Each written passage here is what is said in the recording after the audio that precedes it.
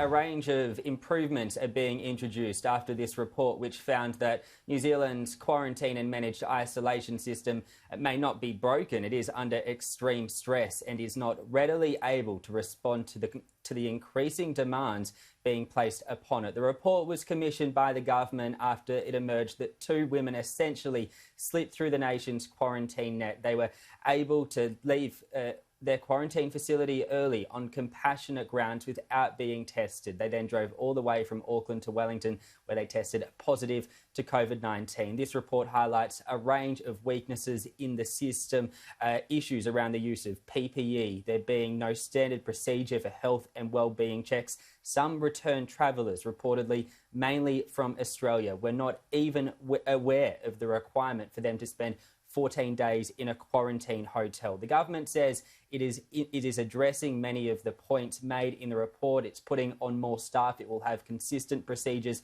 at all facilities. The opposition has responded saying this report is simply damning. The Prime Minister, Jacinda Ardern, says we need to keep some perspective. There is no evidence of community transmission in New Zealand. There is not one active case of the virus within the community. The Prime Minister says there is no playbook that the government that dictates how the government should respond to a crisis of this magnitude and how it should manage the border.